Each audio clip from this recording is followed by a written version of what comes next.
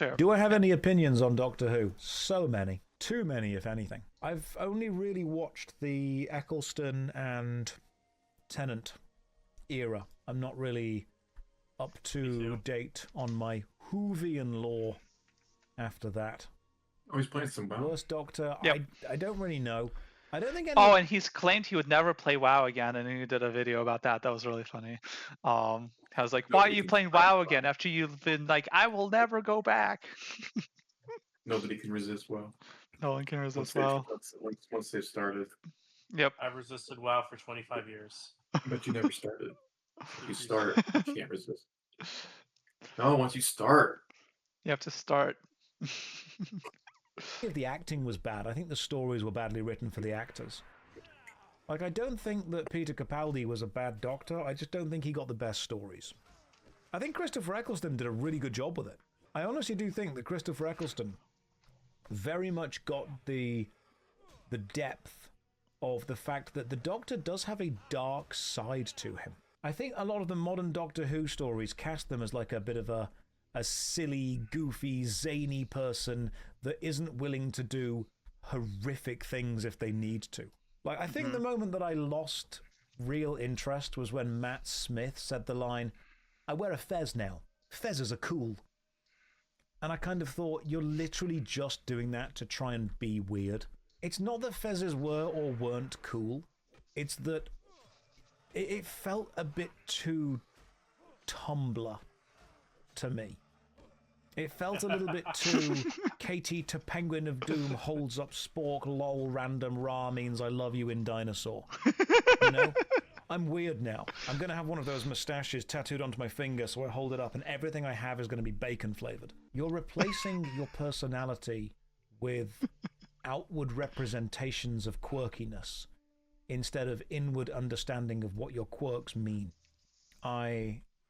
That was what I kind of didn't really care about as much. Whereas I think that the Doctor, or the moments that I've watched of Doctor Who, and I'm not an expert, the Doctor to me was always at his most interesting when he was doing things that he knew were on some level evil and wrong, but he was doing it for the right reasons. Or he had to contend with doing things that were right that he knew would come back and bite him in the end. Plus, Christopher Eccleston had to kind of take the new reboot of the Doctor and take a brand new idea to it. John Hurt. Yeah, so what I wrote down when I was like watching this video was like the question of there's like a question I was thinking about. Maybe was it before this? Yeah. Okay, so like the question of like short form content was like a thing that came up. Yeah. The War Doctor. There is... Maybe not here, but it's basically the question of, is it the artist that failed because the audience didn't get it? Or is it the audience that failed by straying away from the art? And I guess like short form content was something that, I don't know why I wrote this down, but that's a topic. Like, is short form content popular because the audience has strayed away from long form content, let's say? Or is it that we failed? I don't know. This is. I don't think I'm tying it in well, but I know that the 6 minute 10 I wrote down as like a little thing to here. be background. We want stuff to be second monitor, but TV writers stay for people who are not actually paying attention to telly. Right here. Kept So, and I think the final season of Stranger Things was guilty of this when you realise that characters just start monologuing and recapping everything they were doing. So maybe we should rewatch this. This. Until you all do what you were meant to have done from the very start and hurt the War Doctor. There is a great episode where, and it's one of the Batarian things, it was maybe a Peter Capaldi episode where he's talking about the negotiations between two races and says the line is, this is a scale model of war. How long is it going to take until you all do what you were meant to have done from the very start and sit down and talk to each other? Which is just what a great line. The Zygons, that was it. Now the Batarians are from either Mass Effect or Next Generation. That one, the When I Close My Eyes monologue, that was beautiful. Mass Effect, that was it. It wasn't a Matt Smith episode. It was definitely Peter Capaldi doing it. I guess the reason that I pushed away from the quirkiness was I think it was trying to appeal to the nature of people who wanted to be weird and different instead of exploring the tough, difficult questions. I mean, one of my favorite YouTubers, JXy, has still has the quote. Now that's what I call an inner conflict in big. I think they've still got it on their banner on YouTube, which was great. But that was a line that who was the female actress that played Doctor Who? Because she was a fine actor. I just think she got given bad scripts to work with. A good script would not require the character to say, now that's what I call an inner conflict. Jodie Whittaker, that was the one. Again, I thought that she did a fine job of acting. I just don't think she was given the best thing to work with. A character should never need to say, now that's what I call an inner conflict. They should just be given terrible. an inner conflict. And you should Right. just, as a viewer, be able to understand that's what's going on. I think, unfortunately, that and this might be what people call the Netflixification of TV, because I've had friends that have written for Netflix, and they've said that there have been internal documents given to them, and the instructions are, the old writing adage used to be, show, don't tell. But they know that people aren't paying enough attention. So it's no longer show, don't tell. It's show, tell, show again, recap, tell again, have a brand new character appear just to recap everything the audience should already know. And after showing them the resolution, go back and make sure they definitely understood the resolution. Yeah. Like, you do it so much. Yeah. So much. It is... The quiet part is not only said out loud, there is an entire episode dedicated to what the quiet part should be. And I think the final season of Stranger Things was guilty of this, when you realise that characters just start monologuing and recapping everything they were doing. I enjoyed season 1 of Reacher. I didn't necessarily enjoy... Yeah, which is like that's an interesting point, right? Of like how we watch a lot of content now on the side, whereas like watching show or something was like a really big deal. It's kind of been trivialized and pushed to the side as like background, like you would watch yeah. TV on the background nowadays, even back then in a way. But it's like if you're doing that, aren't you just kind of like, I don't know, encouraging?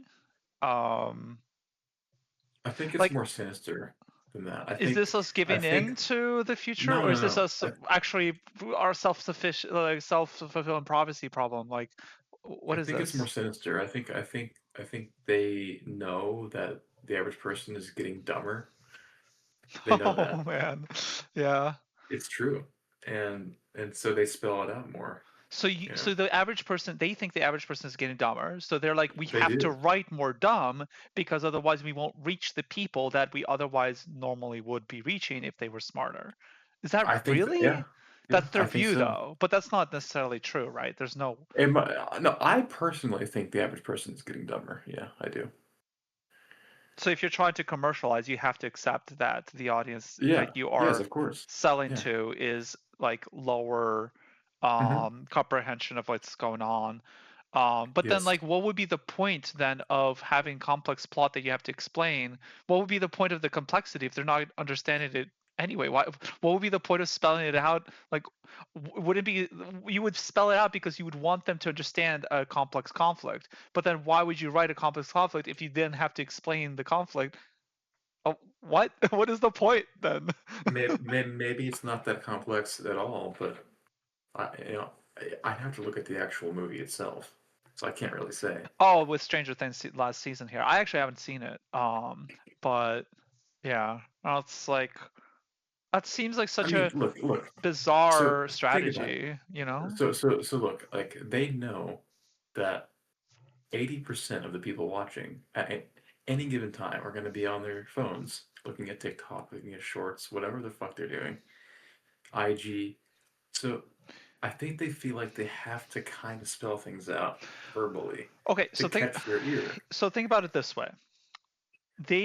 What if you make something that would only be that would really hit hard if you were actually paying attention and would not hit hard if you weren't? Wouldn't you then have an That's audience of almost all people? good movies. Right. But think about it like this. Yeah. If you had that, even if you did that today, and let's say a bunch of audiences just goes over their head, they don't even notice the plot, they miss everything, let's say, or something. But the audience that didn't miss everything, they would be like, oh, this stuff is like incredible, look at all these things, and they would talk about it. And then wouldn't you feel like, oh, if I want to be part of this, like, oh, look at this, like, people are really praising this piece of work. Like, if you were paying attention, you would praise the piece of work that you're looking at. But you Hmm. wouldn't be able to praise a piece of work that doesn't require attention to be consumed, because you wouldn't be paying enough attention to be able to praise it. So you're Hmm. literally Yeah. digging your own hole, because there's no way that you're going to create something that is going to stand out, appealing to an audience that isn't paying attention, because they wouldn't ever pay attention enough to even discuss the piece of work that you've made. So Mm. it is just by definition just never going to, it is set up for failure out of the oven. It's already gone. Mm. For like when it comes to like, I don't know, being like, so it's like if you make something that requires attention, then the audience that did pay attention will then uh you know, be like, oh my god, this thing is amazing, all this stuff. And then other people might notice and be like, oh really, okay, let me pay attention to this thing that people care about. And then they'll pay attention, and then they'll consume it, and then they'll get it. And it's like, I don't see how not buying into this, I don't know, I don't see how not buying into that um it just doesn't, I feel like that's just not a strategy. I'm not compelled that the strategy that just because people might not initially pay attention to what you're making, that you just need to just like accept that they're just never going to pay attention or something. It's such a defeatist. You're looking at an audience as if they're, maybe they're not paying attention because you're creating things that don't require attention to consume. Yeah. True. Yeah. Isn't that I like don't the know. literal back the opposite argument, and it's just as valid? So what argument is this then? I've I just don't know what to make invalidated, sense. equally balanced out the argument. It's now invalid. Like, I don't know. I don't get that. That doesn't make sense to me. I don't know what to think about it. Maybe it's just the writers are bad. I don't Well, know. we're getting to that. I actually have my own take, but I want to get to a few minutes in, which will Okay. be much more. That'll kind of elaborate on this. It But seems that's just like, that's something that I'm like, what the heck is going on here? This is not a. Well, maybe they're not thinking about it. Maybe the reason that they're implementing the strategy is because it's like a surface level. Like, oh, this must. It's like very reactionary, kind of like strategy that just is Yeah. just not thought through. If you just think about it for 2 seconds, like I just did right now, it just doesn't make any sense to do this. It's not. Hmm. It doesn't. It just doesn't make any sense to me. I think it's almost like this whole like, oh, people are getting like, people are just like watching short form content and they're getting dumber and they don't want long form content. I think that's silly. I think what's really happening is that the short form content is easier to make, and it's still getting the clicks and maybe even the monetization levels of like the long form content. I mean, there's a reason that long form Well, content is actually on the rise right now, where the short form content is not as much, is because the ads are not paying as much on short form content. You could have millions and millions of mhm. views and get pennies, absolute pennies, and make so much more money on YouTube if you make long form content, get even a fraction of those views. Well, I didn't say that the quote dumber people don't want long form content. What I meant to say was Mhm. that the people making the content might believe that even though they want to watch the movie, their attention spans are so bad and so Mhm. uh, what would you say? Um, God, I'm so dumb right now. It's They're fine. being robbed. It's being robbed by their phones. Okay, they know how powerful these phones are, and so even though they might want to watch their movie, they might feel like they have to spell out some scenes explicitly to catch their ear because they know the chances that 100% or even like 70% of the audience paying attention at that given time is low. So Yeah, they but might feel but like they if you have make to spell that content, out. but if you don't spell it out, wouldn't that mean that the content would only resonate with the people paying attention? And wouldn't that be Well, better? yes. Because then your content is actually being seen rather than just fucking I don't know if going that in would be one ear better out the because other. I don't know if that would be better. I mean, ideally you'd want to maximize your audience, right? Yeah. I guess it depends on what kind of If audience you you want. only if So you you're if you saying that only there's write, more audience of people just doom scrolling than there is an audience of people paying attention, which is I probably believe it. true. That I would I be think true. that's true. That's Yeah. probably true. Because But that sucks. yeah, That's and like, that's our I modern culture mean, is that way. I guess so. I guess, but I'm not. I guess personally, I'm not interested in the audience that's not paying attention because I think Well, now if you're that's a not paying different attention, question. yeah. So then, like, That's a different question yeah. now. But You then want why to would you? write Beethoven. But You art want to, should be reserved for people paying attention. Okay, what but the you hell okay, but is that's art doing? that Trying to be you're like fast food, basically. you're being idealistic. They're not. They're saying we have numbers here and we want to maximize profits, Right. maximize Hmm. interest, Hmm. and we know that 99% of people are going to be on their phones watching this. Even if they want to watch the movie, they're These are going to be business compromised. Their decisions. attention, their attention will be compromised. We know it's true, so we're going to spell every time we have a right angle here. We need to spell it out for them. Yeah. See what I'm Yeah. saying? Yeah. So No, I'm I not see. I saying see what you're that's what saying. you, Yeah. but Hmm. they might be thinking that. I don't know.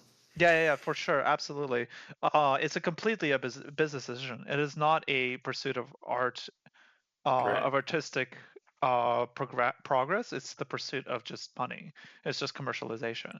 It's completely a commercial decision. I agree, and that's actually going to feed really well into some more of this. Yeah, let me keep playing then. Season Um, 2 or 3 as much because there was an entire arc where he just kept explaining what he was doing constantly.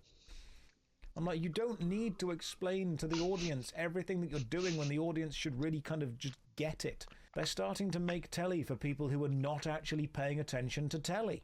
And I feel that a lot of the Doctor Who episodes Kelly. started to Tally. become that. We are all constantly Well, British. he's distracted. British. Yeah, he's British. He. Yeah. I think his Very. background. He was a drama acting teacher. He was a martial arts teacher at some point. Um, and eventually he was potentially maybe gonna do like he said if he didn't do YouTube he'd be a politician basically, which is funny. Um, well, and then he has some real takes of this is just reality. This is what people are gonna do, to optimize for whatever. So he has that cold understanding of like the cold facts, but also is like passionate about the artistic elements of things. So really, really cool. And he actually supported Stop Killing Games. He went and helped that movement go to like succeed as well. He did help a lot with that to give it more eyes. You know about Stop Killing Games? Oh, I do not. Oh wow, we gotta look at that for after this. Okay, Stop Okay. Killing Games Okay. is a huge. It's basically it's forcing companies to have an end of life plan for games because what happens is like you buy a game, let's say you buy a vacuum cleaner, and then let's say that the company that makes the vacuum cleaners decides that they're done making vacuum cleaners, and they come into your home and they take your vacuum cleaner from you and say that's it, you're done having this vacuum cleaner. That's essentially how the gaming industry works right now with live service games. Um, or any in a lot of games, you actually can't play them unless you have this online connection.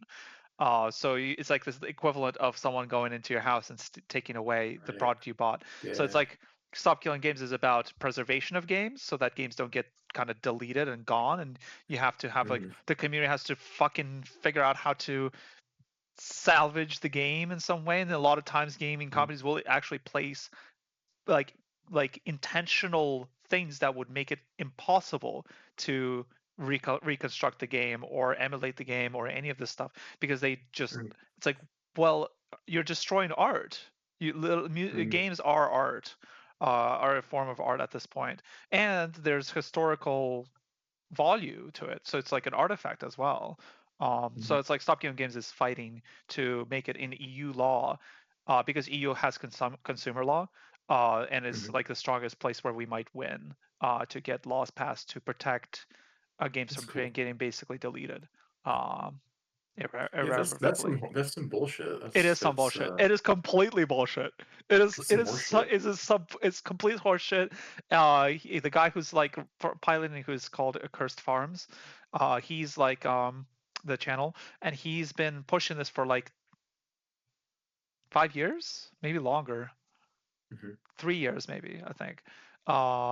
He's been talking about it and trying to get it to happen, but he's like, I can't believe we're even having this conversation. Like, basically, this is take is like, how are we Yeah. even talking about this? This is ridiculous. Like, Right. it is completely ridiculous. But it would cost a lot of big companies money potentially. But the thing is, it really wouldn't, because it's like, well, just if you're no longer selling the game, you're no longer profiting from the game. So Hmm. why would you care exactly? Why would you break the thing on the way out if you're not even selling it anymore?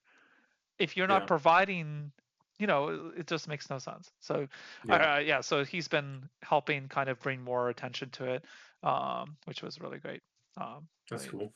he's backed it a good bit. Yeah. It. Yeah, they're encroaching on my territory. They straight up are.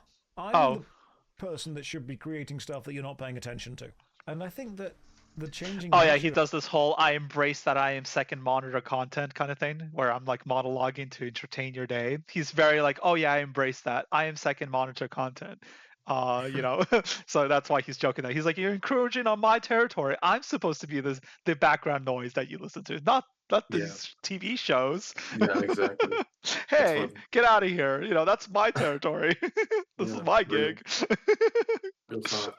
Of TV represents the changing nature of the way that we consume media. We want stuff to be background, we want stuff to be second monitor. But TV writers still want to write complex plots, they still want to write difficult things, which You means can't have a lot of the both. writers are now caught up in this awkward Well, in between ground where, in order to write something complicated, they need to accommodate the audience that they know is going to ignore it. They know the audience is not going to pay attention.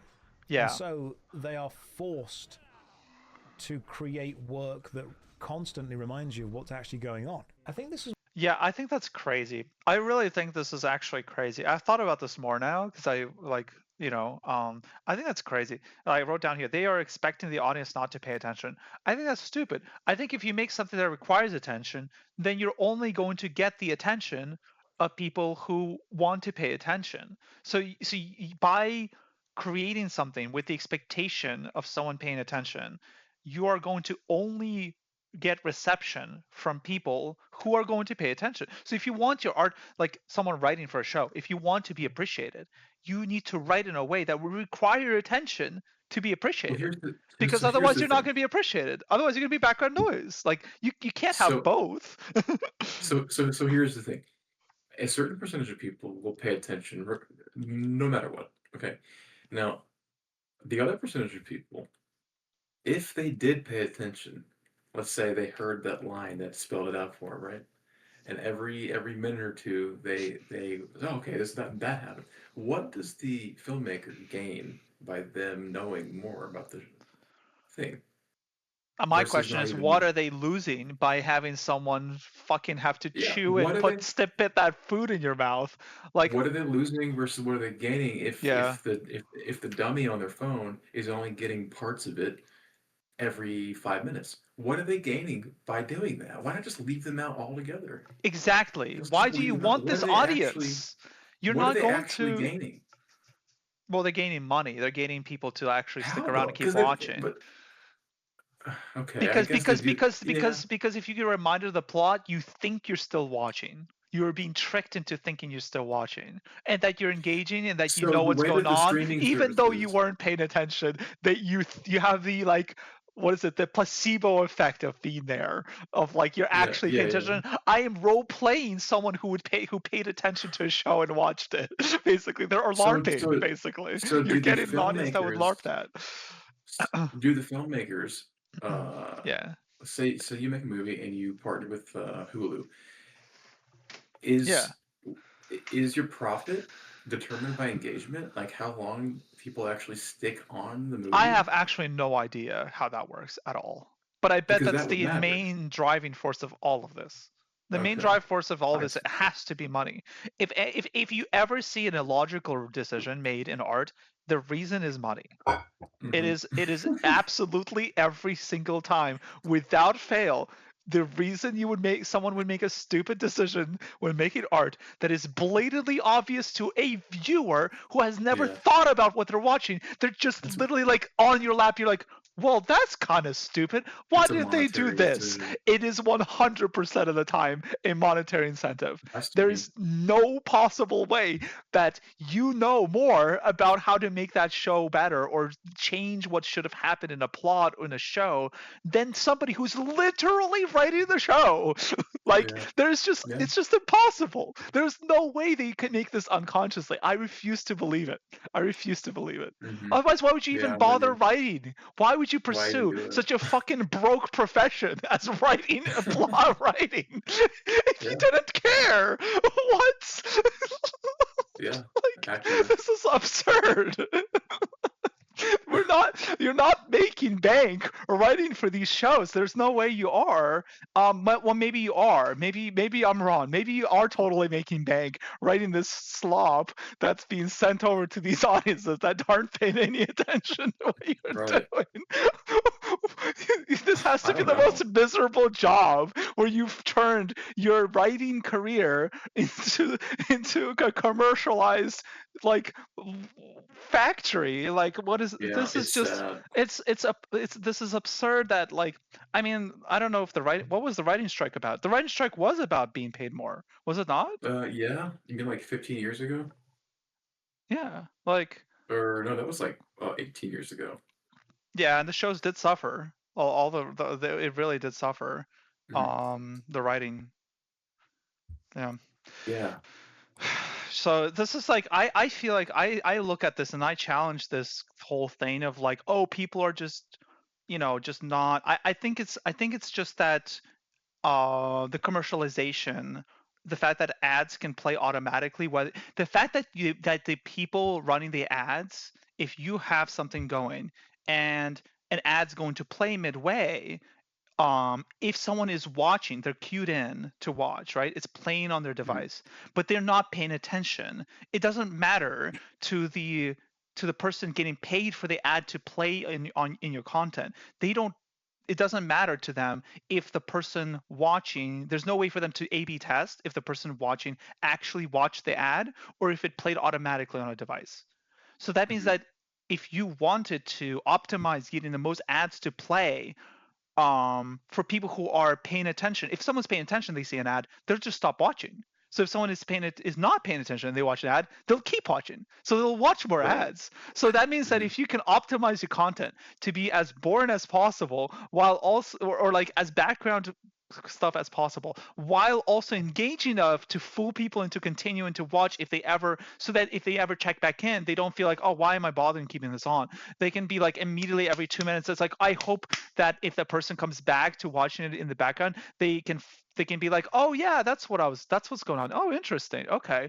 And then Hmm. they go on with their day and they keep it playing automatic. I think that's what's going on. They're Hmm. optimizing for this because advertisement has fucking infested literally every single form of media, art included, in just the most, like, just absolutely, just absolute Really. conquer. Like, it's crazy how much advertisement literally funds everything now. I Yeah. don't know if that's healthy. I don't think that's the No. best.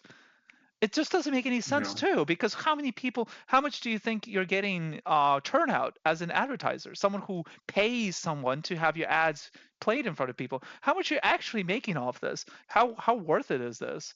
I mean, they have insane amount of money, so they probably don't even care if they aren't getting a huge return, if you will. Mm. It's just getting it in front of people's eyes. I guess the whole subliminal messaging, that's the whole thing, right? That's the whole, like, subliminal messaging, or like the, oh, you're in bed and you have something playing in your like as you're sleeping, like fucking, like, you know, oh, drink Coca-Cola, like, I don't know. It's wild that we've min-maxed this way. It's crazy.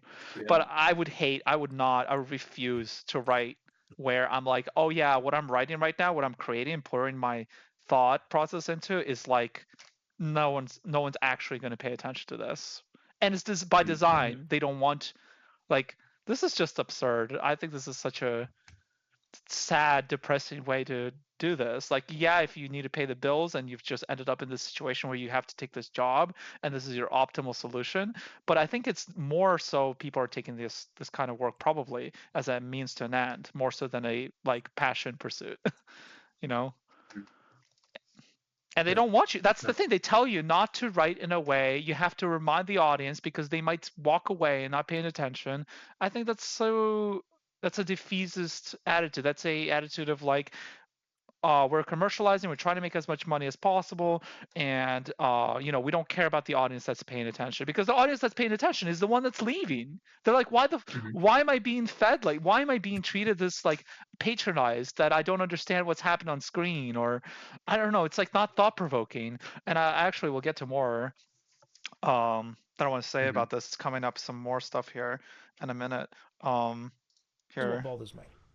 And when I started thinking about this, I thought that I was wrong. I have not played all the way through Dragon Age Veilguard. I have not played. What was the other one? What was the game of I just move stuff with my frickin' mind? You know the one. I've played bits of it. I started it and I stopped. I don't want to just be another Forspoken, that was the one. I don't want to just be another YouTuber or Twitch streamer going, oh, modern writing sucks, guys, am I right? Because no, it doesn't. There's a lot of really good stuff being written in the modern day. There's a lot of super cool stuff, a There lot of is. great films, a lot of great That's books, also a true. lot of great music. A lot of writing is good. But the kind of writing that I push back against, the kind of writing that I think I dislike, is when the characters speak and act like the writers. And I think that's Oh, yeah. where I get irritated, and that's why Veilguard irritated me. Because every character that I came across acted in this aloof, we're going to be okay, don't worry, there's no real stakes kind of nature. Everything had an anesthetic grip of forced irony to it. Everything had to be played not necessarily for laughs, but for low stakes. Everything was dealt with familiarity, with friendliness, with support.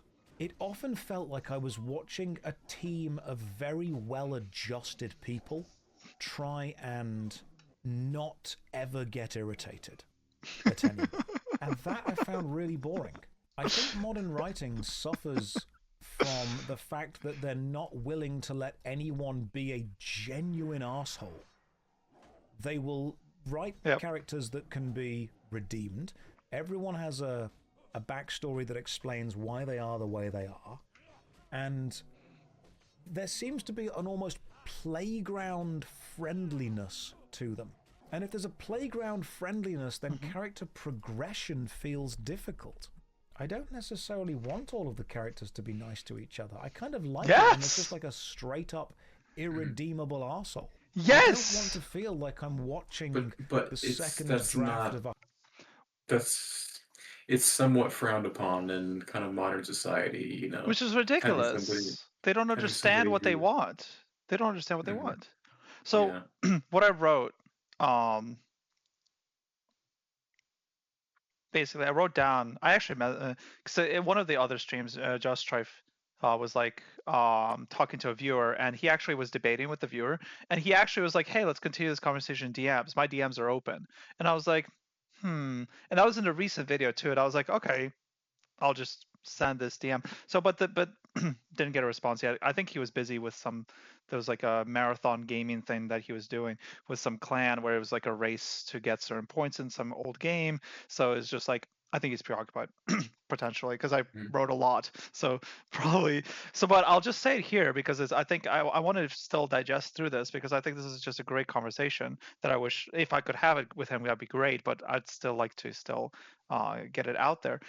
So I wrote down when the when the decision around making art are not for the sake of the art, but are business decisions, the point of the art becomes not to provoke thought and depth, but to prescribe thought and to make sure there's not enough depth for misinterpretation of the prescribed meaning. That Okay. the business brand deems safe enough to greenlight for the angle and audience they are trying to push the product at. So it's a prescription, it's a prescriptive attitude rather than a like they want to force a certain interpretation. So it's like if you are like, yeah, let me just read more honestly.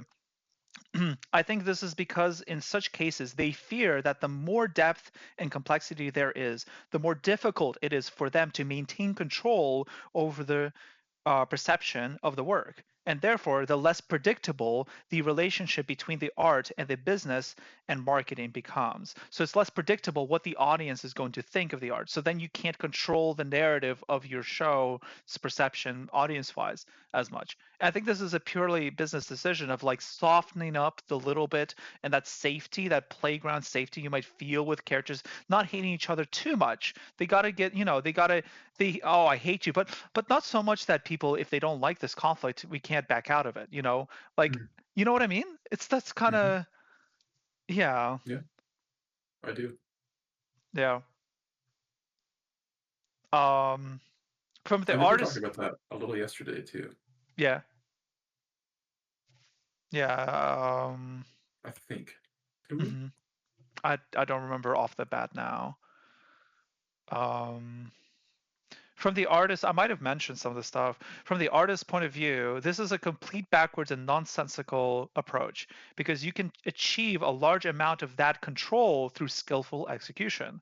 But that takes more work and often time, right, to figure out how to do this. How do you make something compelling and convey a certain idea really strongly, where the audience, what the interpretation is going to be, or what, I guess, like things they're going to think and feel from the show. But that's takes, that's hard to do, right? You have to really be Mhm. creative, and you have to really consider a lot of things. But this takes a lot of work and more time. But people who aren't concerned with how art works and are instead concerned with how money works, see more time as more money, which is an inconvenient truth in such a discourse, and are therefore usually not open to entertaining such things, or at least see it as risk with low chance of return, which is also inconveniently true.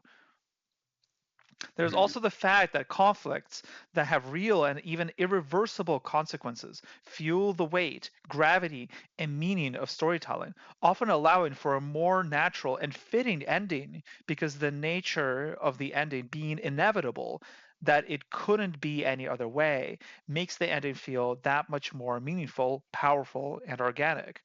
But from the business standpoint, irreversible consequences means less flexibility to pivot and accommodate the audience's climate and potentially undo or fix something that may happen that is found controversial in order to bail out a mistake to save the IP and its perception, or to continue the existence of characters and conflicts that are perceived as the beating heart keeping the IP alive.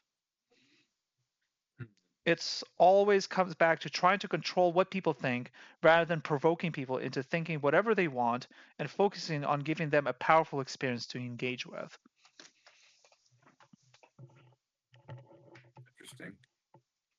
Yeah. I know it's a mouthful. that No, you're good. I just dumped. I don't know. What are your thoughts? I don't even know. I don't have any thoughts right now. That's fine. Uh, That's okay. Um, yeah. So it's basically the problem is that uh the problem is that the business people are thinking from a totally different priority list from the right, they artist, are. and that the reason that you're getting these plot lines which feel like there's no stakes is because they're Mhm. afraid that if there's too high stakes and those stakes resolve in a way that people don't That's right. like, they can't undo it. They're fucked. Mhm. They've just painted themselves into a corner where they can't get out. And if they don't like that corner, they can't fix it. And that's what Well, happens now with writing today, is that they'll have these like time travel back, we correct something, like all this stuff, because they want to revitalize a conflict that everyone loves. And if we end this conflict, God forbid we had a conflict everyone loves, and that's the beating heart of the IP is dead, and we can no longer milk the IP for money. We can't write more. so That's not true, by the way. That's complete so idiocy. so what changed? I mean, 10, 20 years ago, 30 years ago, it was still about money, but you still had great films come out, you know? So what changed? Um, you How still come have now good they're films letting now, but I think that because there's so much money in the industry, there's way more money in the industry today than there was money as you go back in time. Um, and because there was less money, there was less incentive for business people to make decisions. There was less Mhm. business Mhm. business. There was less incentive business wise to do any of this. There was no business incentive. There was no financial incentive to make a film. Like it wasn't going to make these astronomical figures. The amount of money it makes now, um, True. and all the IPs get enshittified over time. Why? They can't. They're trying to just keep giving you the same thing that worked. They're looking at something and looking at what worked. Let's make it again. But the problem is that, why would I watch the same thing again if I already have the original? And usually the original is successful because they've already Mhm. tried the very thing you're making right now, and they Yeah. chose to make it a little different, the way that the Mhm. original is. They went Yeah. through tons of iterations, and they decided that this iteration that they came up with that was so successful, the reason it's successful is because they went through all the other iterations and they found the best one. So if you remake it, you're only going to get something shittier, because most likely the people that made the thing that's original, that's so successful, they already thought of that. They already tried it, and they thought through Mhm. it, and they thought it. They went through it and were like, what, how would that work, and all this stuff. They maybe even tested it on an audience and went, you know what, we're not going to go with that because I don't think it'll be as good as this other thing idea we have. And then they The went with problem it, with re and then it was, yeah. this is. I think the fundamental problem with the remaking stuff is that the very aspect about a movie from say the 70s or 60s or whatever Mhm. that makes you want to remake it is the same aspect that makes the remake not very good in the first place because there's an X factor about it. There's a magic about that movie. And if you remake it, you're going to lose that X factor. See? It's the very same magic that inspires you to remake it in the first place. But you can't capture that twice. Once it's done, it's done. Makes sense? Yeah, yeah, like It's kind of like biopics. The thing about a person in history that inspires a biopic, right, biopic. is the same is the same aspect of their personality that makes it impossible to capture on film in a biopic. What So is when a you do biopic? like Sorry. Queen, how they've done like the Queen thing, when you make a movie about somebody in history. Oh, I understand. So Biopic, as in like a film, a historic film about somebody. Yes, gotcha. so if you make a movie about Freddie Mercury, the thing about Mercury that makes him so compelling to make you want to make a film about him is Yeah. the same X factor that makes it impossible to actually recreate in the movie, so it feels flat. Makes sense? And that's the Hmm. same thing with like remaking movies. It always feels flat because you're trying to capture that X factor and you can't do it. Well, you're also coming from the point of view of like, there's there's almost this like pre-baked thing of like, well, you're because that's the thing, like if you have a goal in mind, think of like any music genre. You have a genre, and like the genre has a goal, and the audience resonates with this goal that the music in that genre achieves. If you write a piece of music that achieves the goal, and then you try to copy that music, the achieve that new piece of music that might have pushed the, like, maybe like perspective of what the goal's manifestation, the best version of manifestation of that goal might be. Yeah. If a piece of music is very effective at pushing forward towards that goal, the next work, if it tries to copy it, is going to then just match or be less the Be less. contrast Yeah. between where we were and where we now are because of that thing now existing. That is a big Yep. part of what makes that art, that X factor you're saying, that's Yeah. what Yeah. makes it stand Yeah. out, is its conflict and contrast with the other thing. If you make something that copies it, now the context you're in is that you are a copy of something we Right. already have an identical thing. Yep. Whereas the thing that was first, its context is that it's completely different from the things from before, or it somehow stands Yeah. out in some way that's extremely like Exactly. extremely big deal. And Yeah. so yeah, That's why you never yeah. that's why you never ever see somebody who comes along who tries to copy somebody, like copy Chopin or copy Beethoven or Hmm. copy Debussy or copy It the doesn't Beatles. work. They never do it because it's the X factor about those artists that I don't makes think it's people even want I to don't think it's copy, even the but it's X factor. I impossible think to copy. it's just the context. The fact that Chopin already exists means that you're in a Yeah, context where making something that's like Chopin is going to that's also true. make you similar to something we already have. That's also But if true. you Yeah. have, but if Chopin doesn't exist yet, and Chopin comes and writes something that is not Mhm. similar, because Chopin doesn't exist yet, right? There is no Right. Chopin, Right. let's say, and you have Chopin write this music, and it's different from everything else. In the context that Chopin exists in, he's the only thing that gives you that, right? And Yeah. he is a huge contrast to everything else. There is nothing that is a match to this. Yeah. Whereas if you write after that the same thing, you are a match to Chopin, let's say. So then you're at a Yeah. disadvantage. You're So immediately by you're starting definition off on a lower ground. Yeah. not something that stands out anymore because we already Yeah. have that thing. Yeah. So you have to create something that juxtaposes something that we already have. It has to be something that stands out. Yeah. Otherwise, Gotta it's be not going to original. stand out by Oh, definition. you won't Duh! be special. You won't be Why special. would it Yeah. be special if we already have it? Right. Exactly. It's Exactly. special because we don't have it. You Yeah. have to make something that we don't have to Yeah. make it stand out. It seems Duh! obvious, doesn't it? It seems really obvious when you think about it like this, but there's a lot of people that just don't go through those steps. And if you just Right. think Right. about it like 3 or 4 steps in, you realize just how fucking absurd it is to not. Yeah. It's just, yeah, it's very simple when you realize it, but it's realizing it sometimes you have to be thinking about things in a certain perspective. You have to be thinking from a Yeah. point of view of, you need to be thinking about it in a certain way.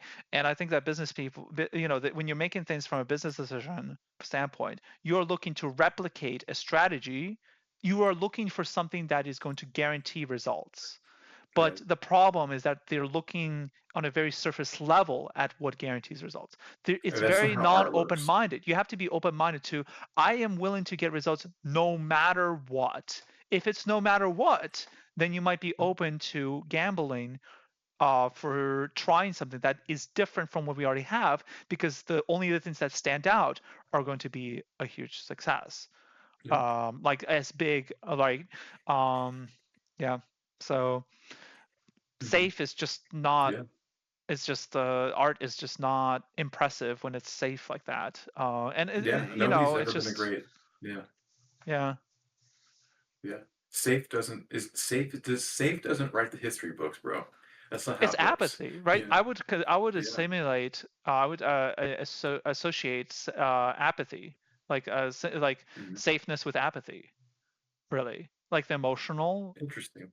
I'd say the emotional, like when you think of like safety, um, in a way. I mean, but if you think of safety versus like the world is ending in a dystopia, now you got this conflict and contrast, right? Well, But some people just can't be original.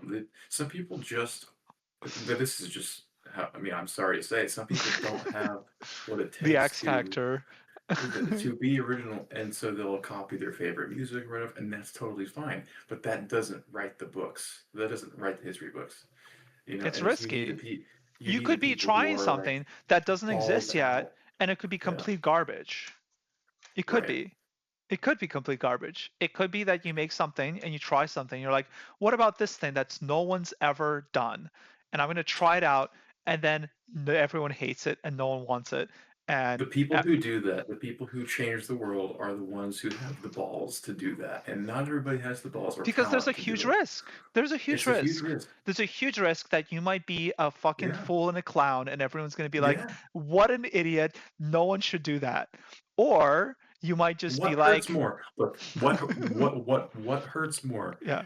That your pastiche got called shit, or that something you really tried to make your own, coming from you, got called shit? That hurts way worse. Well, if you pour your heart and soul into something, and then people are like, this is stupid. Like, Yeah, like but how if you make a that can be pastiche, because really, it's that can like, be tough to do. That takes a oh lot of yeah, it courage, takes courage. It takes Yeah. courage to do that, to Yeah. expose yourself like that. It takes Yeah, you have to be vulnerable to try something that, vulnerable. Yeah. I mean, yeah, if you're trying something that isn't that other people that isn't already done, you're doing something that's unsafe, and that requires a level of vulnerability. You're why would you do something unsafe? What is you getting out of Hmm. it? It's like a um why is it worth it? Because maybe you're reaching for something that would expose you. Doing something that's unsafe is going to expose you. That is a form of vulnerability, and that comes through the art as well. I think that Some form of, people, I don't know. some people have a very self-assured kind of thick skin. Like Beethoven was the kind of personality where it's like, if you don't like the thing that I meant to do, well then who fuck you? Who gives a shit about you? I'm Beethoven. I'm the one and only Beethoven. I don't care what you think, you know? That's how he was. He wasn't dainty in that Bach way. wasn't And really that that's famous during his time.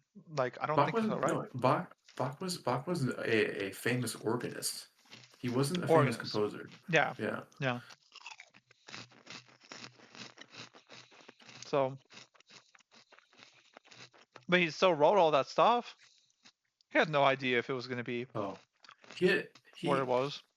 see Bach is I interesting. mean, he Bach didn't did, have but he, like, you know, that's the whole thing. You he gotta have the balls to just believe what you're feeling drawn to and just do it. well, Um, see, Bach's inspiration, he had to work, obviously. He had to work constantly for his job. mhm, But, he was also very like, he's very devout. And there's no way he could have had a concept of like being the great Bach that all of these later geniuses will refer to and worship. And so he could not have had a concept of that when he mhm. was doing all that. He just he just happened to have the makeup to write all that stuff, and he probably thought it would be buried with him. Yeah, I If it mean, so wasn't this is for like this is the Mendelssohn, whole thing, Mendelssohn is the right? one Yeah, yeah, for sure. This is the whole who thing, right? Like revived. the what is it? The art, the priorities of an artist are completely different from the priorities of the business person. Like, when you're looking at this from Yeah. the business lens, the priorities are completely different from the lens that an artist might be looking through. And I've Yeah. always found this very interesting conversation about how do you find overlaps, or how do you find a way to collaborate. um, where's the collaboration part between the two things? Yeah.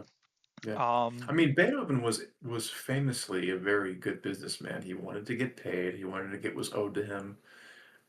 hmm, But I think people like that, they definitely were also skilled at the business part, but that didn't compromise the art. When they were right, doing the art was the art, artist and first. the art, yeah. But you don't compromise the art Yeah, it's to just, sell it's more. I so, think Beethoven knew he didn't have to fuck with his music to make it sell more. I think he knew, I am Beethoven.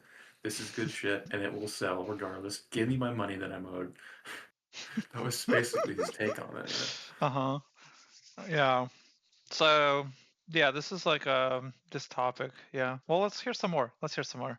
A high Okay, yeah. Here. school drama play where the characters are talking in modern day vernacular, modern day slang, treating each other with modern day sensibilities. I think one of the best written and best acted characters. Ooh, that's a character called Sindal. That might be a named character. Right, level 35, Tiger Mastery. One of the best written characters in kind of modern fantasy, I think, is Joffrey from Game of Thrones. Didn't you hate Joffrey? I mean, don't get me wrong, Jack Gleason's acting was phenomenally good. But oh my god, what an absolute irredeemable arsehole. Joffrey was fantastic. That was everything that character needed to be. And Bolton, yeah, absolutely. There were some good characters in there. But I think, Joffrey was still written 30 years ago. That was the thing. I think what irritates me about modern writing is that it feels like it's trying to be. Was it really 30 years ago? There's no way. Which one? Joffrey was written. Safe thing. There were some good characters in there. But I think, Joffrey was still written 30 years ago. That was the thing. I don't know what he means by that, but okay. I think what irritates me about modern writing is that it feels like it's trying to be safe in. I'm trying to think of the best way to phrase this. There is a level of modern or millennial writing that feels like I'm watching a Dungeons and Dragons game between a group of friends who have agreed that some of them are going to play the good guys, some of them are going to play the bad guys. Yeah. But they're not going to do anything that upset each other too much. Yeah, that's like it's like, why? Right. What does this achieve? It achieves brand safe. That's what it achieves. You get brand safe, but what are you selling for it? What do you give up? You give up actually like tense conflict. You give up tension. You give up the point, you give up the meaning, you give up the friction, you give up the conflict. The conflict is watered down. So you get more brand safe, but then you get a more watered down conflict, which brand safe is safer and more conflict is riskier. Some people might not like the conflict. And the more gritty that conflict is, the more the people that don't like the conflict are really not going to like the conflict. And the people that really like the conflict are really going to like it. It's going to divide people. And business people are like, I don't want to divide people. It's like, well, why the fuck are you writing a story then? I could just see like a bunch of suits around a table talking about this. It's just like, ugh, this is not art, bro. Nothing. Yeah, he's actually right. Joffrey was written. Game of Thrones was written in fucking 1996. Wow. It took that long. Oh, beginning with a Game of Thrones. Yeah, the Game of Thrones that's insane. Song of Ice and Fire.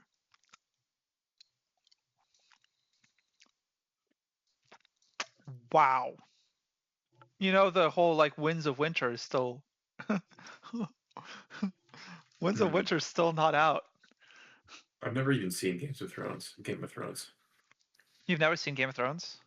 I've never seen even one episode of it. Oh my gosh, it is so good. What's the other one? Hunger Games. Yeah, I Hunger never Games. saw that either. That's a movie, right? Yes, that's a movie series. Yeah, there's a series, a couple films. Yeah. So Joffrey is like a character that is basically a spoiled kid of like royalty that is like the most cruel, fucked up child ever. Just a fucked up personality, fucking cruel, just disgusting human being. Like you just everything you would hate. It's just like a pure evil, basically, character almost. Okay. Just despicable, absolutely despicable, and just disgusting. So like this character is in Game of Thrones, but it's one of the most powerful, it's one of the most important characters to the entire kind of vibe and like almost like what defines Game of Thrones is kind of the conflicts are much more the hatred is what drives conflict between a lot of the characters is hatred for each other's side, wanting something. What are you willing to give up for what you want, right? Power, right? The war over power, Game of Thrones. You know, it is fighting over power, basically. Like you got the political kind of like medieval times political warfare on a large stage, on a world stage kind of thing going on. It's pretty crazy, pretty cool stuff. Yeah. Maybe I'll check it out sometime. And in watching that, I struggle to invest in it emotionally. It feels like even the characters that are. If there's nothing at stake, why should I care what happens? Exactly. to I be don't care bad because nothing are bad's gonna still happen to them. following a code of ethics and a code of respect. And I think that there is a pressure from the writers who are trying to outwrite each other instead of the writers who are just trying to make the best possible character for the story. It feels like, yeah, the writers try to write a character who speak like them. This is why I dislike a lot of the newer Star Trek stuff. That's a great way of putting it, Wham. In a world with no risk, you risk dying of boredom. That's it. Right? Just because you have less risk doesn't mean you aren't risking anything. You're just Right. risking You're being still dead from risking. boredom now. Yeah. You're risking You risk being sucking. death by apathy. Perfectly put. Oh my god. You risk sucking hard. Yeah. My old drama teachers, a guy called Jem Kelly. Jem was actually in a band called the Lotus Eaters that had a hit called The First Picture of You. I don't know if anyone knows that song at all. But Jem was one of my drama teachers at uni. And his phrase used to be, and I'll never forget this phrase, the anesthetic grip of modern life permeates into art. And I never quite understood what he meant until I realized the phrase anesthetic grip does just mean that this safe, numb, painless, risk-free life is being imbued into the art that we consume and create, and in doing so, not exploring the depths of the human emotion that it could. One of my favorite old episodes of Star Trek is the one where Picard will insist that there are 4 lights. That is a guy being literally tortured. You know what, Litwix, Dragon Age, I'm going to read this quote out. Dragon Age sold its base a responsive world, then blew the setting up that their loyal fans had created. The game was not created for the fans, but for Destiny players. Conflict that impacted the world state was a large part of how previous games had created tension, when that was cut down to the minimum world state. Have I read the Dune books? I've not. I've heard they're good, though. So yeah, the anesthetic grip of modern life. Yeah. So it's like it's back to the whole people think that I mean it just depends on context, I think a good bit. Like if you're talking about like you want to write in an appropriate way for the right audience. Like if you're writing something that's supposed to be kid friendly, I understand that you don't want to traumatize the child about Yeah, sure. with the plot or with the story, with the tragedy, and then but if we're talking outside of that, if we're talking with just general adult audience of any sort, um,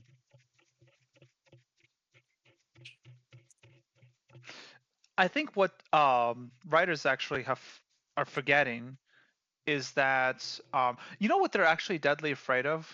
Dead writers I've noticed over the back in when like as writing kind of was like mainstream writing for films that would go in theaters would struggle with is that they would be like they are deadly afraid of the audience empathizing with the villain.